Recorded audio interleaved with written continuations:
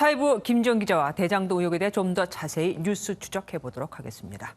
김 기자, 검찰이 유동규 전 본부장을 기소했는데 구속영장에 쓰여있던 그 혐의하고 내용이 좀 바뀌었습니다. 특히 배임 부분이 빠졌어요.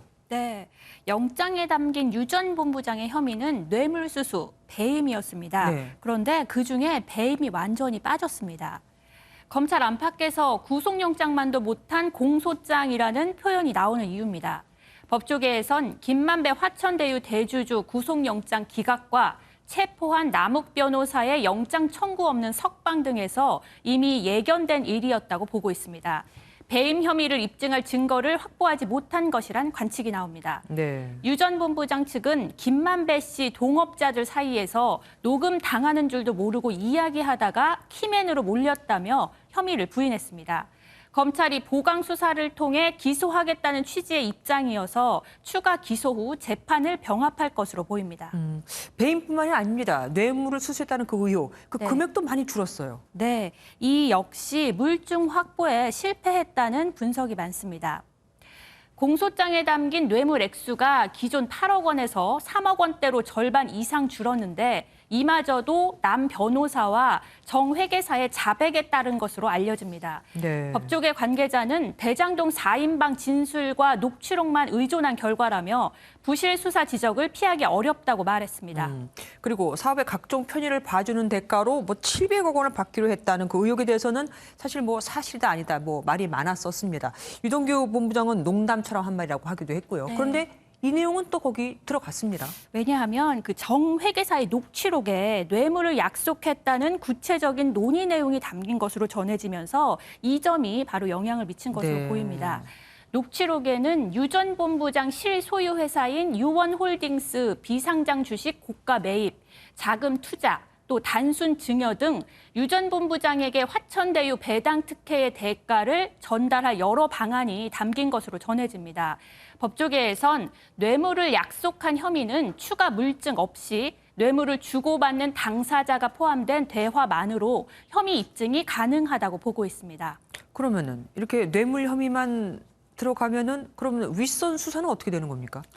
그 구속영장에 담긴 혐의를 기소 단계에서 이렇게 제외하는 건 이례적이라는 게 법조계의 일반적 의견인데요. 그러니까요. 때문에 윗선, 즉 이재명 경기지사에 대한 수사 의지가 없는 것 아니냐는 비판이 나옵니다. 뒤늦은 성남시청 압수수색, 또 어제 5번째 압색에서야 시장실 등의 자료 확보에 나선 점 등도 비판 여론을 키웠습니다.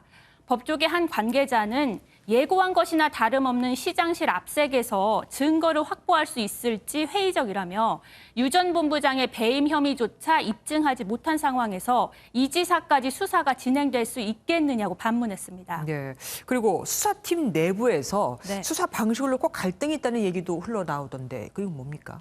어제 대장동 4인방을 모두 불러 조사를 했는데 처음으로 대질 조사가 이루어졌습니다. 네. 이 얘기를 두고 이제 의견이 달랐던 것으로 전해지는데요.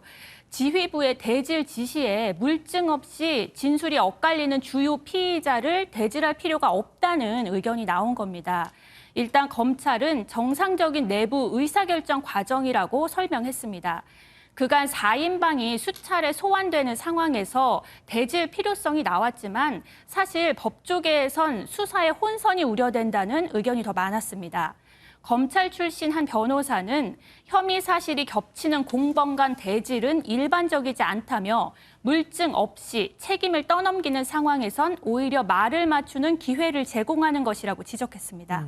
어쨌든 이렇게 갈등도 있고 해서 그런지 특검으로 갈 수밖에 없다는 얘기가 흘러나옵니다. 네, 정치권에선 끊임없이 나왔고 오늘은 또 시민단체에서도 특검의 필요성이 나오고 있습니다. 진보 성향의 시민단체 참여연대는 오늘 검찰의 부실 수사를 우려한다는 논평을 내놨습니다. 참여연대는 여야 정치인과 전직 검찰 출신 인사가 다수 관련된 사건일수록 공정하고 철저한 수사가 필요하다며 검찰의 수사 결과가 신뢰받지 못하면 결국 특검이 추진될 수밖에 없다고 밝혔습니다.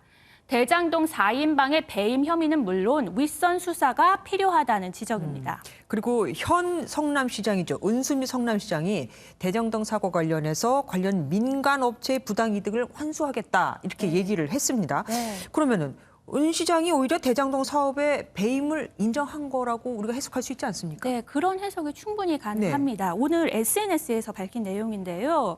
청렴 계약서에 의거한 부당 이득 환수는 법률 자문 등 충분한 검토를 진행하겠다며 손해배상 청구도 검토하겠다고 밝혔습니다. 앞서 이 지사는 그 청렴 계약서를 근거로 부당 이득 환수를 성남시에 권고했는데요. 네.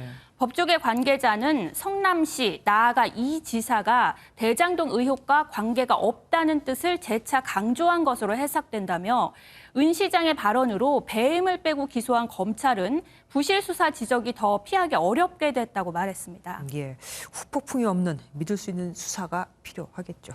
지금까지 김지영 기자와 함께했습니다.